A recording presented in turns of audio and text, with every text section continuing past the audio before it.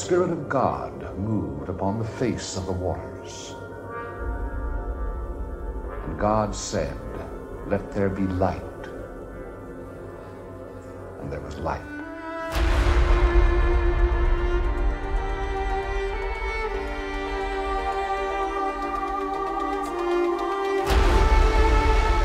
And God said, "Let us make man in our own image, after our likeness."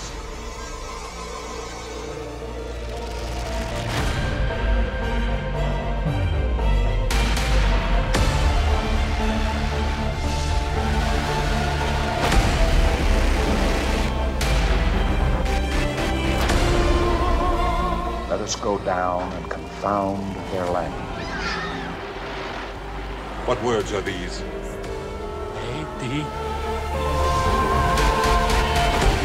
Behold, thy son Ishmael hath passed 7 years. Give him thy blessing, I pray thee, that he may live before the Lord God as the first of thy flesh. If thou wilt take the left hand, then I will go to the right, or if thou depart to the right hand, I will go to the left.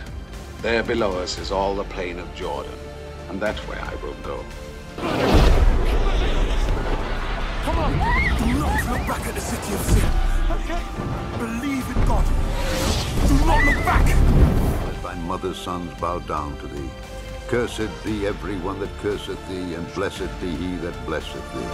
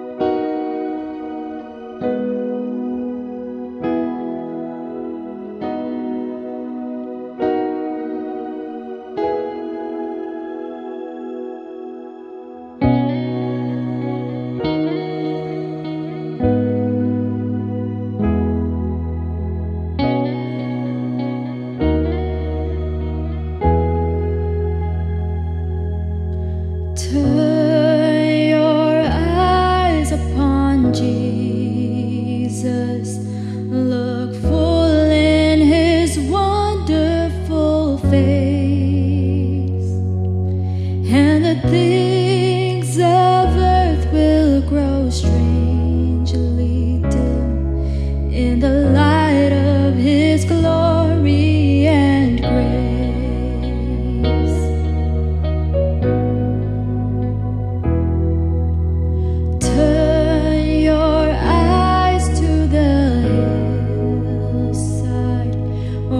Justice and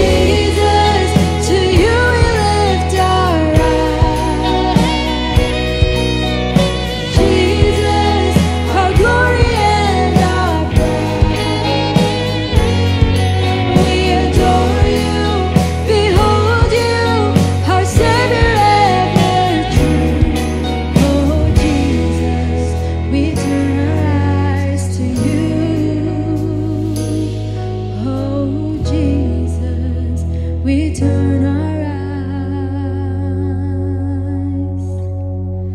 to you.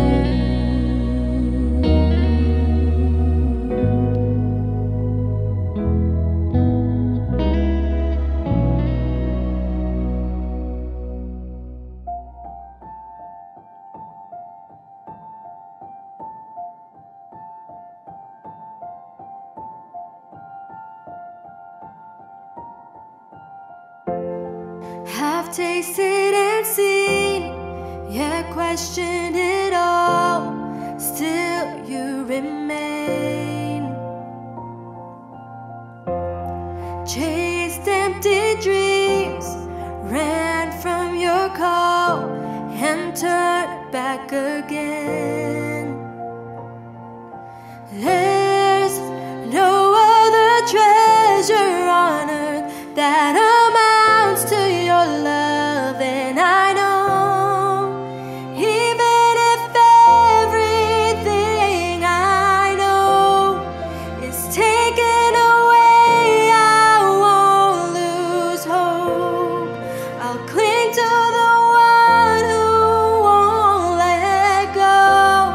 Just give me Jesus, give me Jesus. I've searched the world, the highs and the lows, I've seen it all. Ooh, nothing compares, nothing comes close. You're all that I want. There's no other treasure on earth that amounts to your love, and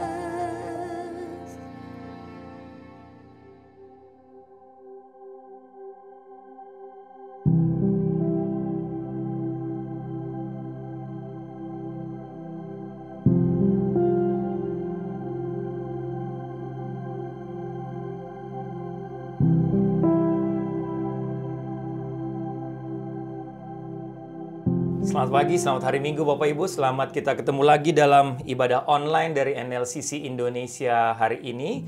Kita sampai hari ini tanggal 18 Juni 2023 dan kita akan melanjutkan seri khotbah belajar dari kitab Kejadian.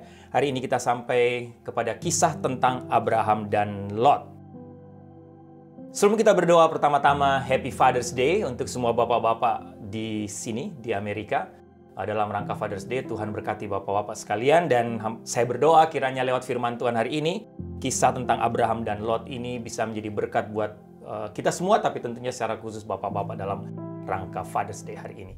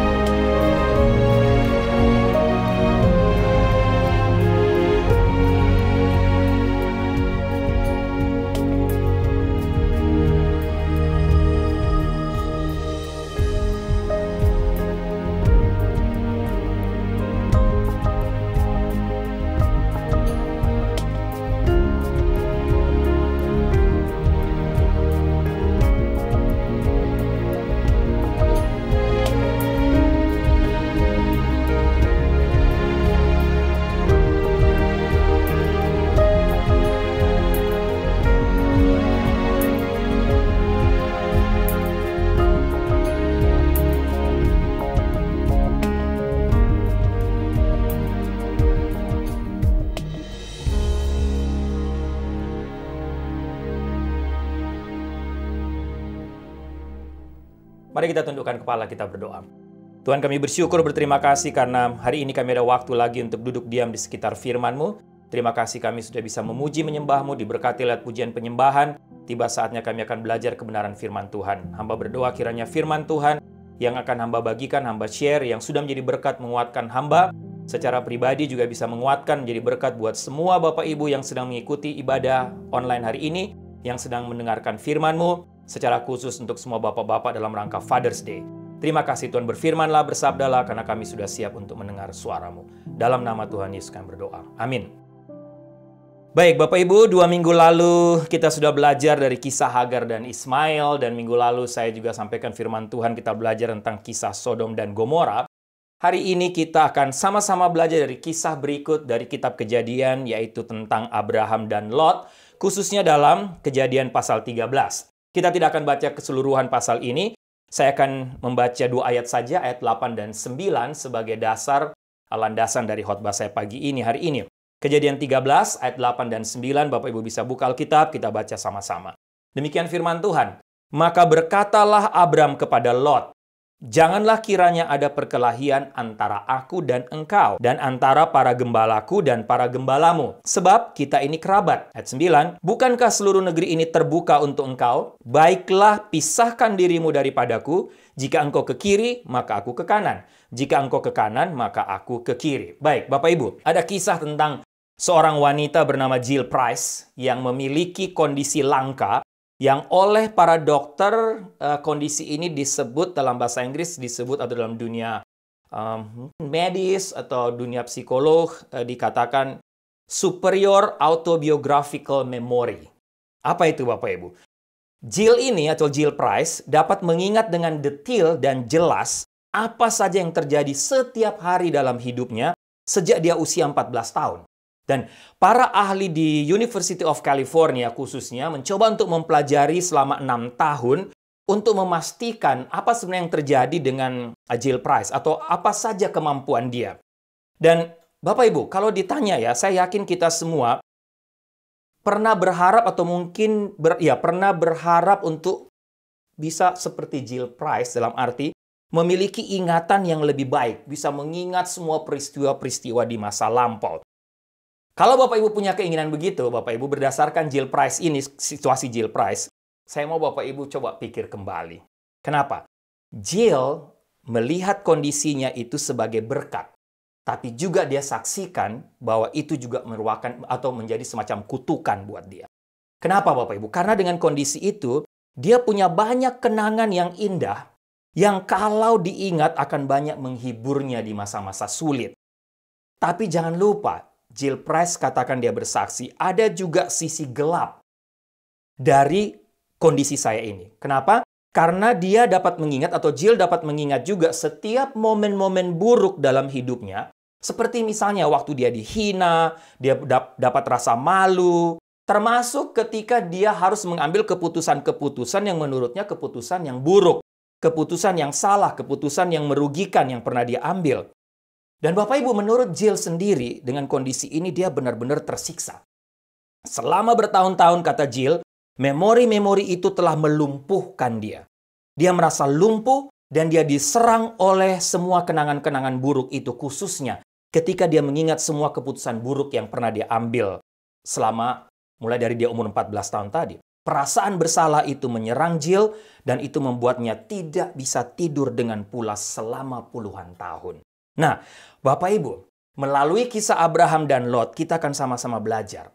Ya, saya belajar, saya dapat berkat, saya mau Bapak Ibu juga doa saya kita diberkati. Kita mau belajar tentang betapa pentingnya pengambilan sebuah keputusan yang tepat, yang didasari oleh pilihan hidup yang tepat, sehingga tidak lahir sebuah penyesalan di kemudian hari. Khususnya Bapak Ibu, kita yang sedang hidup di tengah zaman yang sekali lagi makin hari makin sulit ini. Kita memang ada masanya nanti ketika kita memang tidak punya waktu lagi, Bapak Ibu, untuk mengubahnya.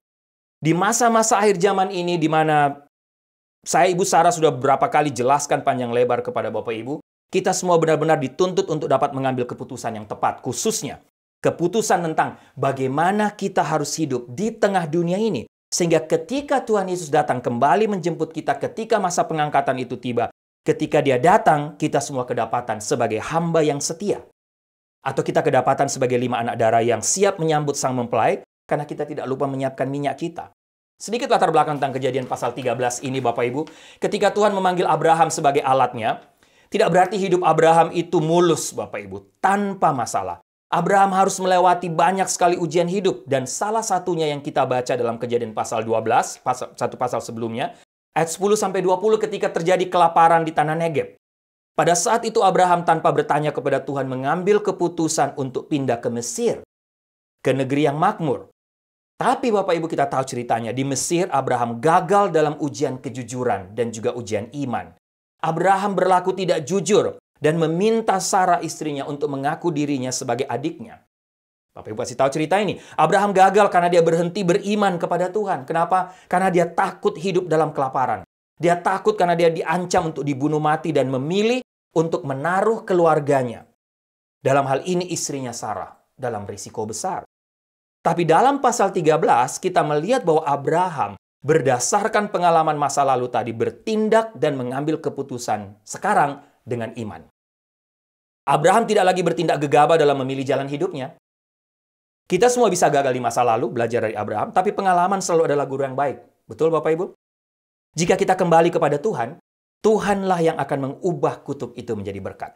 Dalam Kejadian 13 kita belajar bagaimana Abraham dan Lot sama-sama mengambil keputusan penting untuk masa depan mereka, untuk masa depan keluarga mereka, untuk masa depan keturunan mereka. Dan dalam hal ini menyangkut tempat tinggal, tempat hidup, rumah masa depan mereka. Dan Bapak Ibu, sekali lagi saya berdoa supaya kisah Abraham Lot ini menjadi pelajaran rohani yang berharga bagi kita, bagi Bapak Ibu dan saya, khususnya dalam bertindak, mengambil keputusan yang tepat di waktu-waktu akhir zaman ini. Sekali lagi, di mana kondisi dunia bukan membaik, tapi justru makin memburuk. Ada beberapa poin yang saya mau sampaikan, share kepada Bapak Ibu yang saya dapatkan dari kisah ini. Yang pertama, jangan lupa masalah itu selalu ada Bapak Ibu dalam hidup kita. Kalau saya mau jujur tanya kepada Bapak Ibu, siapa yang tidak punya masalah? Saya yakin semua kita akan angkat tangan, kita akan mengaku bahwa saya punya masalah. Bahkan mungkin banyak di antara yang katakan masalah bukan satu, Pak Riki, masalah bertubi-tubi. Abraham kembali ke jalan Tuhan dalam Kejadian pasal 13. Tapi tidak berarti dia kembali ke jalan Tuhan, tidak berarti masalah hidup selesai. Selama kita masih bernafas dalam dunia ini, Bapak Ibu, masalah akan selalu ada tanpa diminta. Bahkan kemungkinan juga datang beruntun, datang bertubi-tubi. Dalam Kejadian 13 dikisahkan bahwa Abraham sangat kaya. Bapak Ibu baca pasal 13 ayat 1-2. Maka pergilah Abram dari Mesir ke tanah Negeb dengan istrinya dan segala kepunyaannya. Dan Lot pun bersama-sama dengan dia. Adapun Abram sangat kaya, banyak ternak, perak, dan emasnya. Lot juga banyak binatang peliharaan dan kemah. Maka dengan kondisi banyaknya ternak mereka berdua, Bapak Ibu, tanah tempat mereka tinggal diceritakan tidak cukup luas lagi untuk menampung semua kekayaan mereka. Berupa ternak yang sangat banyak. Dan hal itu menyebabkan gembala Lot, gembala Abraham berkelahi. Bapak Ibu lihat, timbul persoalan.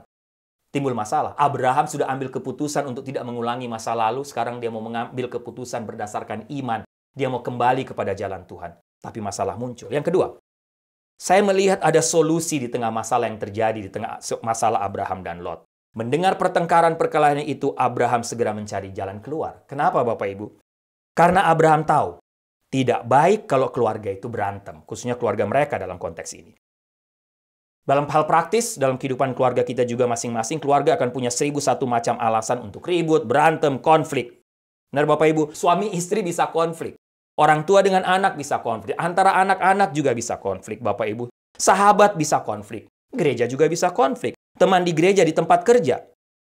Pendeta dan jemaat juga bisa. Semua bisa, Bapak Ibu. Dan tentu dengan siapa saja yang dekat dengan kita, kita bisa mengalami konflik. Tapi jangan lupa, konflik sesuatu yang harus diselesaikan. Kenapa?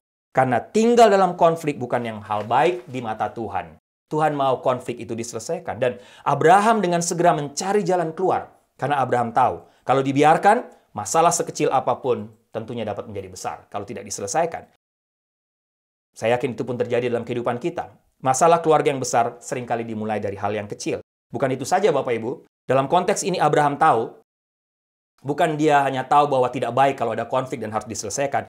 Tapi dalam konteks ini Abraham juga tahu bahwa di sekeliling dia, di sekitar dia, ada bangsa-bangsa kafir juga yang tinggal dekat mereka. Dan akan melihat perbuatan mereka. Akan melihat apa saja yang terjadi dalam keluarga mereka, dalam kehidupan mereka. Orang Kanaan dan orang Feris tinggal di situ. Oleh karena itu Abraham benar-benar berusaha keras untuk menjaga kesaksian hidup dia, kesaksian hidup keluarganya sebagai orang-orang yang menyembah Allah Yahweh pada waktu itu. Dia harus tunjukkan bahwa dia dan keluarganya berbeda dengan mereka sebagai bangsa kafir yang masih menyembah berhala. Abraham tahu bahwa kesaksian hidup dia akan bicara lebih kuat dari kata-kata dia. Sehingga Bapak Ibu lihat apa solusi Abraham. Terlihat, baca dalam Kejadian 13 ayat 9. Abraham meminta Lot untuk memilih tanah tempat tinggal dia terlebih dahulu. Kejadian 13 ayat 9. Bukankah seluruh negeri ini terbuka untuk engkau? Kata Abraham kepada Lot, baiklah pisahkan dirimu daripadaku. Jika engkau ke kiri, maka aku ke kanan. Jika engkau ke kanan, aku ke kiri. Dan solusi yang Abraham tawarkan ini melibatkan pilihan Bapak Ibu. Mereka baik dia atau Lot harus memilih tanah tempat mereka tinggal untuk mereka tinggal seterusnya, selama-lamanya. Dan Abraham dalam hal ini menarik. Menyerahkan Lot sebagai keponakan dia untuk lebih dahulu memilih tempat mana yang dia mau. Firman Tuhan tadi, Abraham katakan, jika kamu ke kiri, kamu duluan pilih. Kalau kamu ke kiri, saya ke kanan. Kalau kamu kanan, saya ke kiri. Itu solusinya. Oke, Bapak Ibu. Yang berikut. Selain solusi, saya melihat, ini yang kita sama-sama lihat. Ada pilihan di tengah masalah yang sedang terjadi ini. Ada pilihan yang harus diambil. Kita akan sama-sama melihat belajar tentang bagaimana Abraham dan Lot memilih tanah mereka. Apa yang mendasari pilihan mereka? Lihat pilihan Abraham yang pertama. Ada beberapa hal yang saya pelajari dari pilihan Abraham. Yang pertama, Abraham mendasari pilihannya dengan dasar yang benar. Yaitu apa? hubungan yang intim dengan Tuhannya. Perhatikan ayat 4. Ke tempat mezbah yang dibuatnya dahulu di sana, disitulah Abram memanggil nama Tuhan. Mengapa hubungan yang intim dengan Tuhan dapat mempengaruhi kita dalam memilih dan mengambil keputusan dengan tepat dan benar, Bapak Ibu? Karena dalam relasi kita yang intim dengan Tuhan, kita dapat menerima tuntunannya, kita dapat menerima arahannya, kita akan menerima nasihat dari Tuhan dengan lebih baik. Tuhan akan memimpin langkah Bapak Ibu dan saya melalui firman-Nya, melalui waktu-waktu doa kita, melalui orang-orang lain, orang-orang dewasa rohani di sekeliling kita yang berdoa untuk kita, untuk menolong kita memberikan arahan, nasihat yang tentunya rohani. Kita meminta pimpinan Tuhan karena Tuhan melihat jalan di depan Bapak Ibu. Yang kadang-kadang kita tidak tahu apa yang akan terjadi, bahaya yang sedang menanti dan lain sebagainya. Kita tidak bisa melihat masa depan kita, tapi Tuhan bisa. Tuhan Maha tahu. Abraham tahu dia gagal di masa lalu. Seperti saya sampaikan tadi, karena tidak meminta petunjuk Tuhan. Oleh karena itu, kali ini dia tidak mau gagal lagi. Dia memanggil nama Tuhan untuk semua langkah yang harus dia ambil. Bapak Ibu sudah sering dengar kisah atau cerita saya dan Ibu Sarah, kami sering saksikan banyak kali dalam hidup kami sebagai hamba Tuhan. Khususnya dalam keluarga, khususnya juga lebih khusus lagi dalam mengambil keputusan sehubungan dengan pelayanan, tempat pelayanan, harus melayani di mana dan lain sebagainya. Waktu bergumul meminta pimpinan tanda dari Tuhan. Tanggal 1 Juni yang lalu kami 18 tahun tinggal di sini tanpa terasa, kami datang 2005 di Amerika. Bapak Ibu, tiap kali kami ingat kembali bagaimana cara Tuhan memimpin kami. Tidak gampang mengambil keputusan untuk pindah ke lain negara yang kami sama sekali tidak tahu, buta Bapak Ibu. Tapi pada waktu itu kami belajar. Kami tanya Tuhan sungguh-sungguh. Kami minta benar-benar tanda dari Tuhan.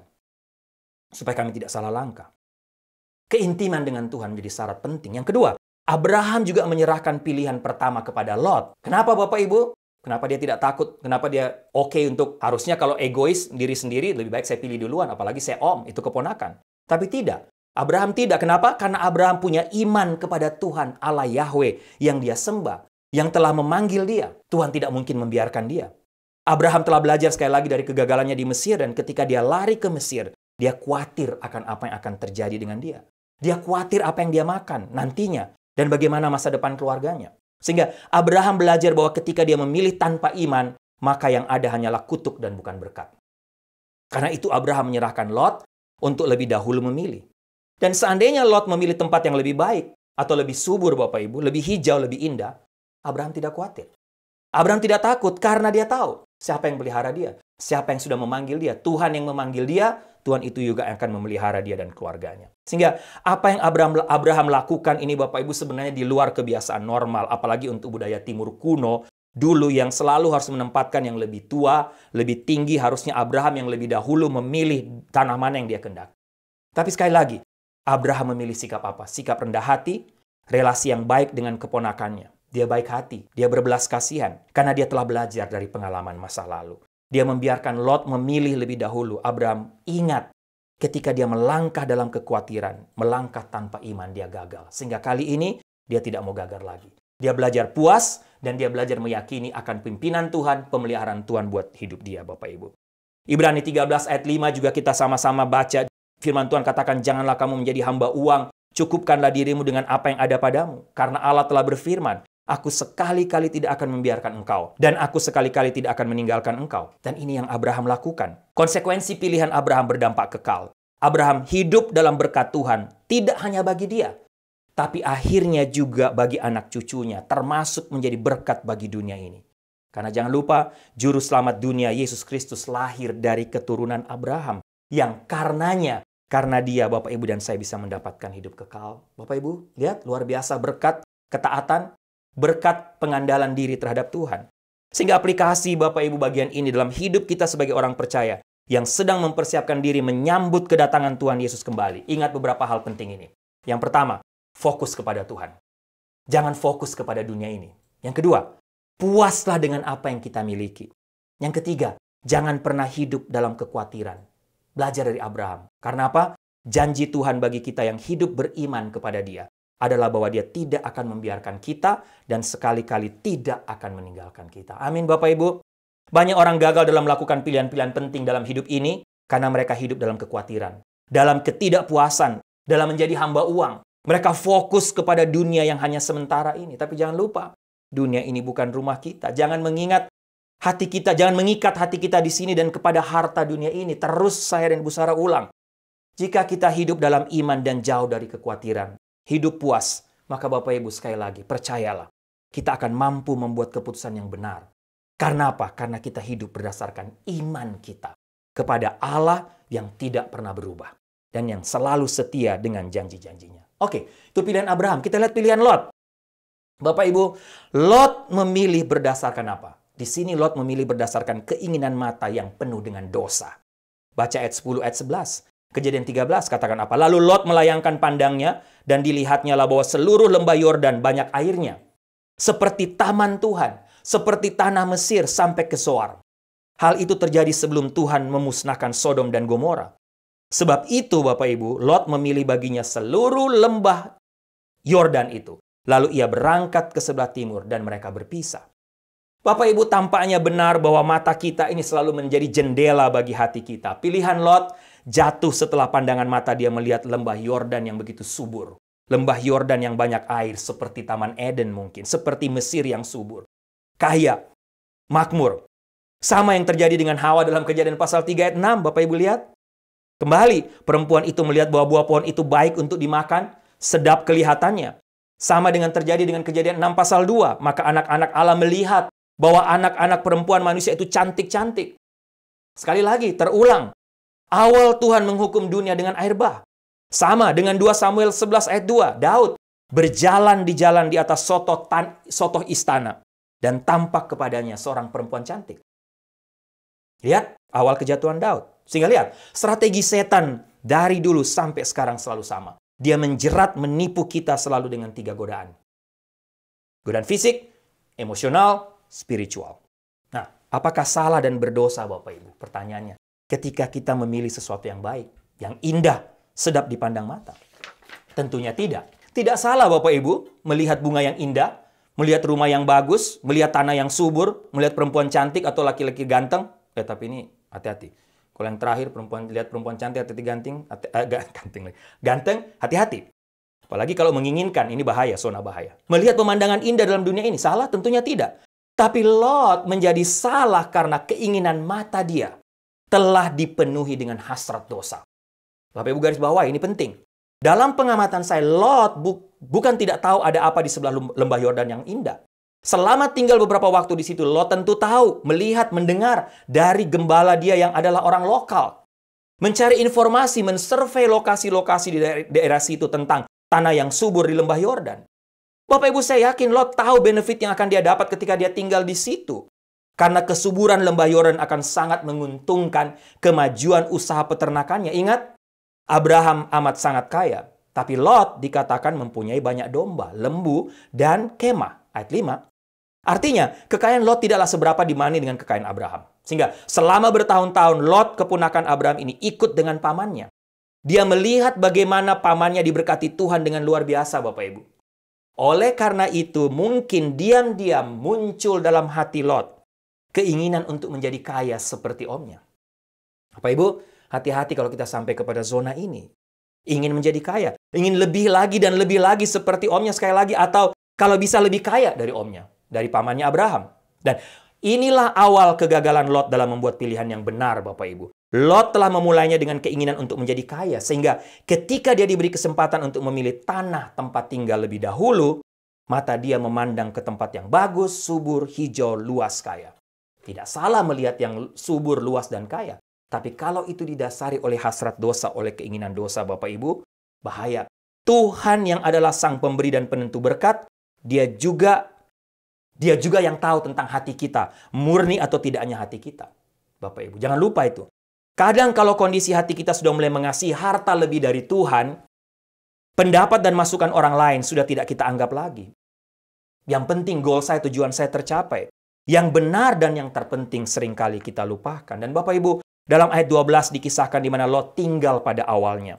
Tetapi Lot menetap di kota-kota lembah Yordan, berkemah di dekat Sodom. Pertanyaannya adalah, apakah Lot tahu tentang kejahatan kota Sodom? Sekali lagi, Bapak Ibu sudah dengar tentang Sodom dan Gomora. Baca ayat 13 yang saya sampaikan minggu lalu. Adapun orang Sodom sangat jahat dan berdosa terhadap Tuhan. Saya yakin Lot tahu itu. Tidak mungkin Lot tidak tahu, Bapak Ibu. Tapi Lot memilih lembah Yordan tinggal dekat Sodom dengan sengaja. Walaupun dia tahu kondisi kota tersebut. Sekali lagi kenapa? Karena hati Lot telah terpikat oleh harta dunia dan kekayaan yang bakal dia peroleh. Di sini terlihat bahwa fokus Lot sudah kepada hal yang bersifat materi dan duniawi, kesenangan duniawi daripada fokus kepada Tuhan dan perkara-perkara ilahi.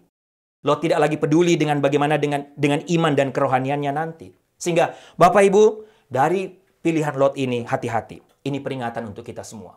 Bapak Ibu dan saya, ketika kita melakukan pilihan, keputusan penting dalam hidup kita dengan mata dunia, dengan nafsu dunia, dengan hasrat dosa, maka pastilah kita akan jatuh dan gagal. Dan jangan lupa bahwa semua keputusan kita hari ini akan berdampak kekekalan, berdampak kepada anak-anak dan keturunan kita nantinya. Bapak Ibu, mungkin dalam hati Lot, saya akan diam di Sodom dan memenangkan kota Sodom bagi Tuhan.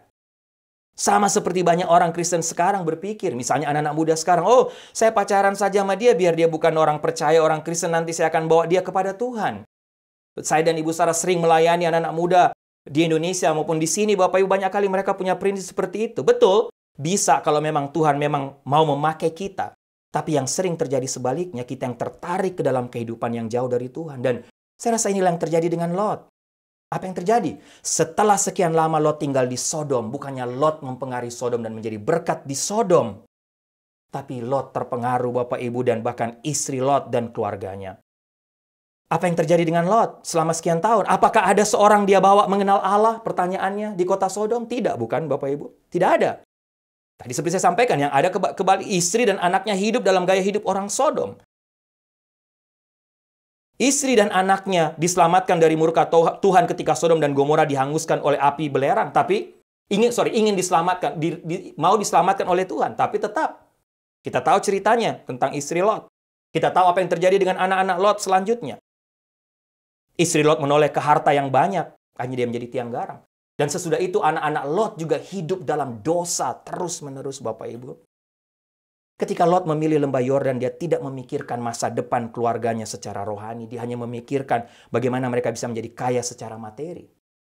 Dan akhirnya bukan hanya Lot, istri, keluarga, anak-anak jadi hancur. Sangat menyedihkan, Bapak Ibu. Ini konsekuensi dari pilihan Lot yang tidak didasarkan pada iman, tapi didasarkan pada hasrat dosa dan keinginan akan kesenangan duniawi. Sehingga Bapak Ibu, aplikasi buat kita bagaimana dengan Bapak Ibu dan saya, khususnya kita yang hidup di masa-masa akhir ini. Sekali lagi, adakah harta dunia ini, ambisi pribadi, kekhawatiran, keserakaan, iri hati, hidup bersaing dengan orang lain, ketidakpuasan membuat mata rohani kita tertutup, sehingga kita tidak dapat memilih apa yang sesuai dengan kehendak Tuhan? Bapak Ibu yang tahu, kita bisa mengevaluasi hidup kita. Apakah Bapak Ibu dan saya telah kehilangan iman kita ketika keadaan dunia ini makin berat, yang makin menekan iman percaya kita, dan hanya kita kompromi?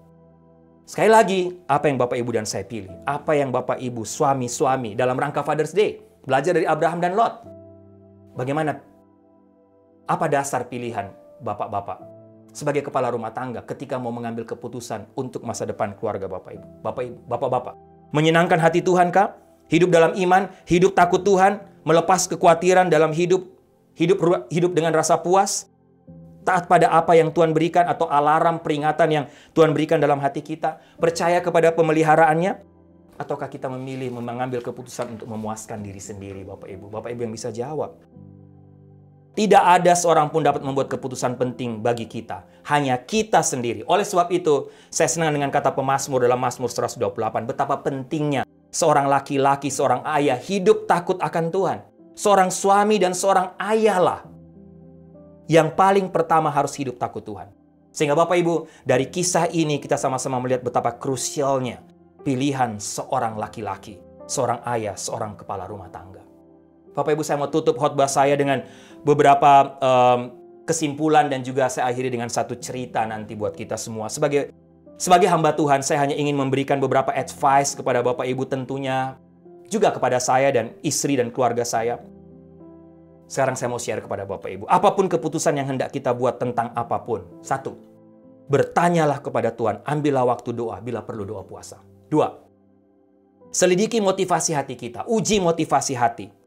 Apakah dasar keputusan kita? Nafsu dunia kah, kekhawatiran, ambisi pribadi, atau iman kepada Tuhan yang tidak akan pernah meninggalkan kita? Ketiga, bertanyalah kepada orang-orang yang dewasa secara rohani dan mengerti kondisi hidup kita.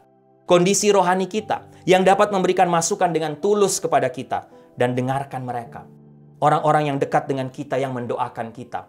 Keempat, belajarlah dari pengalaman hidup orang lain, baik itu tokoh Alkitab maupun orang-orang sekitar kita. Karena benar kata pepatah, pengalaman adalah guru yang baik, bukan? Pengalaman orang lain dapat menjadi guru yang baik bagi kita agar tidak gagal di masa mendatang. Yang kelima, jadikan hikmat Salomo sebagai patokan kita. Amsal 27 ayat 20. Dunia orang mati dan kebinasaan tak akan puas, demikianlah mata manusia tak akan puas. Mata kalau dibiarkan akan selalu menuntut lebih lagi, alias tidak pernah puas. Dan yang keenam terakhir Bapak Ibu, jadikan doa Daud sebagai doa kita. Mazmur 119 ayat 37. Perhatikan bahwa tidak semua yang diinginkan mata mendatangkan manfaat bagi kita. Bahkan bisa menjebak kita untuk tidak lagi hidup sesuai kehendak Allah. Jika keinginan mata mulai menggoda, berdoalah seperti pemazmur seperti Daud. Lalukanlah mataku Tuhan daripada melihat hal yang hampa. Hidupkanlah aku dengan jalan yang Kau tunjukkan. Bapak Ibu, saya tutup dengan cerita ini. Menarik, saya baca. Ibu negara Barbara Bush pada tahun 1990, Bapak Ibu, pernah diminta untuk berbicara pada acara seremoni permulaan tahun atau pelajaran awal tahun di salah satu college namanya Wellesley College. Nah, Wellesley College ini adalah satu perguruan tinggi wanita, semuanya wanita yang menjadi students di situ. Dan pada waktu itu Wellesley College dikenal oleh dunia sebagai bentengnya feminisme liberal. Banyak kontroversi bermunculan di antara staf dan direksi, khususnya ketika mereka memutuskan untuk mengundang, menyambut, memberi kesempatan kepada istri seorang presiden Republikan yang jadi presiden pada waktu itu. Sehingga, ya mereka, kenapa kontroversi Bapak Ibu? Karena mereka tahu bahwa selain konservatif, benar-benar seorang istri presiden Republikan yang konservatif, tapi Barbara Bush juga benar-benar seorang ibu rumah tangga, Bapak Ibu, pada waktu itu, murni. Tetapi Nyonya Bush, menarik, dia dikenal, Barbara Bush sering dipanggil Nyonya Bush, dan Nyonya Barbara sangat senang dengan panggilan itu. Nyonya Bush atau Barbara Bush memutuskan untuk mengambil kesempatan dari kontroversi yang terjadi pada waktu itu untuk bicara dan menantang para mahasiswa wanita di college tersebut. Dan ini sebagian cuplikan dari speech atau pidato Barbara Bush pada waktu itu. Saya bacakan buat kita saja, yang diterjemahkan dalam bahasa Indonesia. Pidatonya seperti ini Bapak Ibu, cuplikan saja. Untuk menghargai hubungan manusia Anda, saya tahu betapa pentingnya menjalankan kewajiban Anda nantinya sebagai dokter, sebagai pengacara, atau sebagai pemimpin bisnis. Tetapi jangan lupa, ada satu hubungan antar manusia dan kewajiban yang menurut saya terpenting yang harus kalian jalankan, di mana Anda nantinya adalah manusia pertama yang harus mengambil keputusan. Lakukan atau tidak, itulah hubungan Anda dengan pasangan Anda, dengan anak-anak Anda, dengan keluarga Anda, bahkan juga dengan para sahabat Anda. Dan adalah keputusan dan investasi terpenting yang pernah Anda buat mungkin nantinya. Di akhir hidup Anda tidak akan pernah menyesal karena tidak lulus satu ujian lagi. Anda tidak akan menyesal karena tidak memenangkan satu keputusan lagi atau satu perkara mungkin sebagai pengacara nanti. Atau tidak memenangkan satu deal lagi untuk memulai kerjasama dengan rekan bisnis Anda sebagai businesswoman nanti. Tapi Anda akan menyesal jika tidak menghabiskan waktu dengan suami, dengan teman, dengan anak, atau dengan orang tua Anda. Karena itu tidak akan terulang lagi. Apapun zamannya, apapun waktunya, satu hal yang tidak akan pernah berubah. Apa itu? Status Anda sebagai ayah. Status Anda sebagai ibu. Status Anda sebagai orang tua. Jika Anda memiliki anak, mereka harus didahulukan. Suami, mereka harus didulukan. Kata Barbara Bush. Anda harus membacakan untuk anak-anak Anda ketika Anda punya waktu sebelum mereka tidur. Membacakan cerita atau membacakan cerita Alkitab. Anda harus memeluk anak-anak Anda ketika Anda punya waktu untuk bersama dengan mereka. Dan Anda harus menyayangi dan mencintai anak-anak Anda sepenuh waktu. Memberikan waktu Anda untuk mereka. Bapak Ibu, itu kata-kata atau pidato dari Barbara Bush. Bapak Ibu, sekali lagi, keputusan yang kita ambil di masa lalu tidak bisa diulang kembali. Tidak ada kilas balik dan kemudian kita dapat mengubah kembali keputusan yang sudah kita ambil di masa lalu. Karena memang tidak satupun dari kita yang dapat mengambil keputusan secara sempurna. Karena kita adalah manusia berdosa. Yang terjadi hanya seperti Jill Price tadi, kita bisa ingat saja. Bahkan itu bisa melumpuhkan kita dan membuat kita depresi. Tapi yang bisa kita lakukan adalah apa? Libatkan Tuhan dalam setiap pengambilan keputusan dalam hidup kita. Setiap kali harus memilih dari hal kecil, bersifat praktis sampai keputusan besar tentang hidup kekekalan kita. Karena hanya Tuhan yang dapat mengarahkan hati kita untuk mengambil keputusan yang tepat dan sempurna. Amin, mari kita tundukkan kepala, kita berdoa. Tuhan, terima kasih untuk firman-Mu. Sekali lagi hamba terbatas dalam menggali bagian kebenaran firman Tuhan dan menyampaikannya. Tapi hamba percaya Engkau Tuhan melalui Roh-Mu yang kudus tidak terbatas. Engkau kiranya meneruskan kebenaran firman Tuhan ini dalam hati kami, semua kami, dalam pikiran kami. Sehingga kami bisa belajar dari kisah Abraham dan Lot ini. Kami tidak salah mengambil keputusan. Bagi kami, bagi keluarga kami, bagi pelayanan kami, khususnya di tengah dunia yang makin hari makin berdosa ini. Khususnya sebagai ayah, sebagai bapak, sebagai suami. Tolong kisah Abraham dan Lot ini menjadi pelajaran. Di mana kami haruslah menjadi, kamilah yang pertama sebagai pemimpin keluarga harus hidup takut Tuhan. Dan tiap kali mengambil keputusan untuk memilih keputusan apapun itu, kecil besar, kami harus melibatkan Tuhan di atas semuanya. Terima kasih untuk firman-Mu Tuhan. Dalam nama Tuhan Yesus kami berdoa. Amin.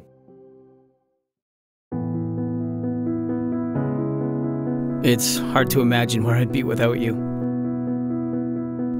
The truth is, I've learned so much by simply watching you. I've learned what it means to care about people and put others before myself. I've learned how to live a life of integrity and have the heart of a servant. I've learned to honor God in all I do and seek His will for my life. Thank you for the discipline I deserved and the grace I did not. Thank you for guiding me, encouraging me, and picking me up when I failed. Thank you for living out your faith and showing me how to live out mine. As I look back, I can see moment after moment where your strength, your wisdom, and your love made all the difference. There's so much of you I carry with me, memories I treasure, and lessons I cherish. Today, Dad, I want to say thank you and let you know just how much I love you. Happy Father's Day.